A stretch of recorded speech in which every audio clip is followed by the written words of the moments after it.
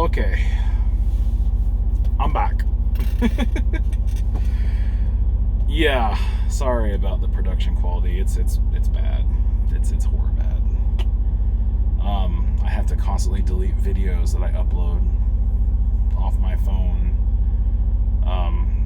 I finally caved and got the basic Google Photos storage, 100 gigabyte plan, which I know Corinne's not gonna be too happy about because she's like, just upload on the computer. But it's like I'm out of space on my, literally out of space on my phone. So anyways, what was I talking about? I was talking about gear. So I'm not really a big gear guy,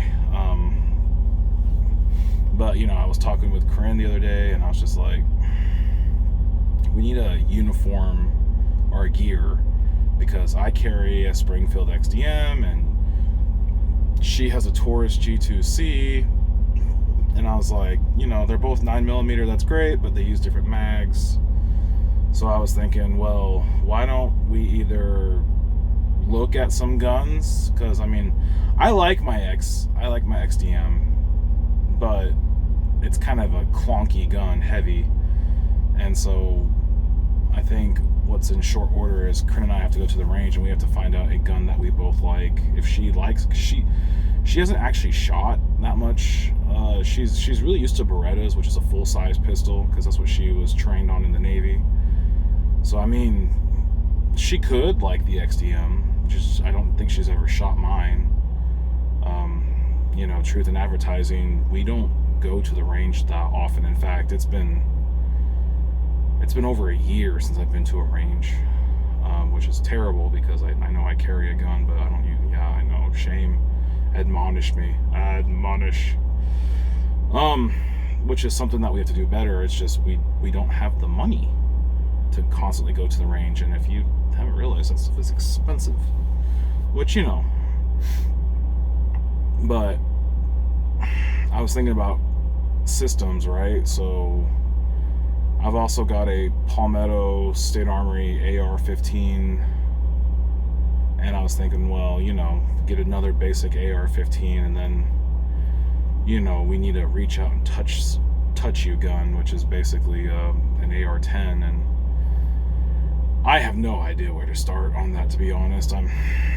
I've been so concerned about buying land and getting those things set up, because it's really neat to have all the cool tactical gear, like all the cool guy stuff, but honestly, the cool guy stuff ain't gonna do nothing if you don't have food, which is look at me, I'm Mr. Fatty over here, freaking oh yeah, and I know that needs to be part of the plan too, is I need to really start focusing on losing weight, which is I bought a bunch of Taco Bell just now, and I'm like, this is not healthy, but it's healthier than some of the other choices I had out here, because there's literally a Popeyes across the street, a KFC across the streets, and then greasy pilot food, which is not good for you at all. It tastes good sometimes, depending on who's doing the cooking, but just yeah. So anyways, so got back from Colorado. They had a South Dakota run up for me next, and I should be able to do this run, and then basically finish out tomorrow and go home for some much needed rest. But unfortunately, I'm only gonna get Friday to really rest, because Saturday we got to go do some stuff for the family and run around, on Shabbat, which I'm not a fan of, but it's cousin's nephew, whatever, relative's birthday party. We gotta go do that, and then my dad wants to do a family video for family members in the Philippines for my auntie. So just good times. And then it's just nose to the grindstone, really. We're going Friday is going to be a kind of, I don't know if it's going to be a big day, but Friday's going to be an important day. We're going to make our first overtures at buying the property that we've been looking at. So we're in a good spot now, credit-wise. We had to let our credit cards heal, or our credit scores heal after the debacle of moving out here and being maxed out and all that bad decisionry that we did when we first left Virginia. So mostly my fault. I take full responsibility for that. That was all my fault. I was really pushing to come out here as quick as possible and not really having a plan. And so, yeah, Yah has taught me that lesson of counting the cost. Don't build the tower unless you've counted the cost. At least you look like a fool. I definitely look like a fool, 100%. That was a fool on me. But yeah, no, we're in a good spot. So Friday we're going to reach out and see if we can get a pre-approval letter for the property that we're looking at least, start the process of getting a pre-approval letter. It won't happen Friday. I doubt it, but, send in the information to the lender and start going through the ballet of, how much money do you make and yada, yada, yada. And I think we're at a good spot.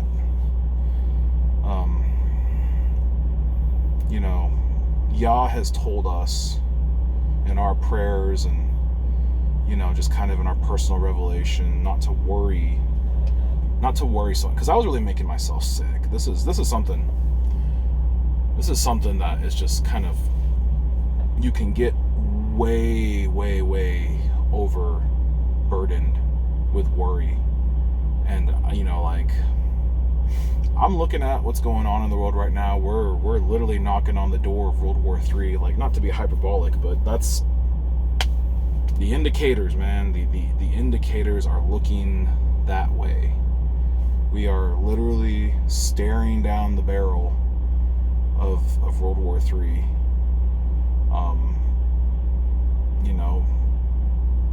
All those, as Bear says, all the blinky lights are blinking. Looks like we're getting ready for Venezuela stuff, and looks like we're getting ready for something in the Middle East. And there was rumor that B-2 bombers had taken off and were headed over the Atlantic, and I don't know, but Hegseth, basically they called every single command, kind of, I don't remember what the ranks were, but they called basically all the generals and admirals and whatever in, and they basically said, shape up or ship out, get in line, toe the line, or get out. Which, I was actually a big fan of Hegseth's speech. That's what our military needs to hear. And I was never military, so I don't want to say like, oh, that's what we needed to hear, but my wife was military, and a lot of military morale issues have been because we haven't been war fighters. We've been something, but we haven't been war fighters in our military the last couple years. So, but I've been so wrapped up in the weeds about, how are we going to get on property? How are we going to, because, it feels like the hourglass is counting down. The sand is slipping through the clock, and we're just sitting here going like, okay, we currently live in a camper, and we currently have some food storage, but it's not nearly enough, and our position is not defendable. Like, we don't have a defendable position. We can't even move our camper at the moment because the vehicle that we have isn't capable of towing it. Like, well, it is, but we don't have the necessary attachment on the vehicle that we have to tow the camper. We rented a truck to tow the camper because our SUV doesn't have the proper hooking point to tow the camper. So the long list of just like, we're really effed if things go bad quickly in the next, few months. So getting on land has become very important. Even my wife is like, yeah, we got to get on land. We got to get on land. Like, she's kind of been looking at it. It's like, yeah, we just need to do it. We were going to talk about maybe saving money and waiting a little bit longer and seeing if we could get a better price. But no, we're at that point where it's like, crap or get off the pot, right? So that's the direction we're headed. We're going to try to get on land and try to start doing the homestead things and, take a crash course and living on a mountain, hopefully. And not, knowing it's not going to be easy. Like we were literally told by Yah, it's not going to be easy. The message I got when I was praying about it was, hey, this isn't going to be easy, and your wife has to be fully on board for this to succeed. And so, we had those long conversations. I told her, this is what I was told. This is the message that Yah gave me. Like when I was praying, this is what came to mind was, you can do this, but it will not be easy, and your wife has to be with you. Like, this can't be just a you thing, which I'm guilty of. I am 100% guilty of, I want to do this, so I'm going to push for it, so we're going to go in this direction. Like, nah. This had to be a both of us thing, and it is a both of us thing now. We've talked about it enough, and I've really asked her, like, hey, there's other options. We can look for a house, or whatever, but no, this is, she wants to do this too, so,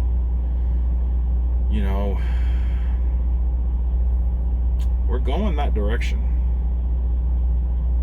And basically I'm not supposed to worry about it. I'm just supposed to keep plugging away, and we're gonna get there. That's the overwhelming kind of message I've been given. Things will happen and ways will be provided, and I've seen that in life. Like you meet people, things happen that you can't even predict. My biggest thing right now is trying to figure out what I'm going to do once we get out there, because thinking of the logistics of it, it's a 30-minute drive. Now, granted, we were on a side-by-side kind of, vehicle, but it was a 25-minute drive from the base, the main gravel road that leads to the mountain road, which is a dirt road, which can be a mud road if it's raining. Yeah, we're gonna have to be our own road crew up there, I think.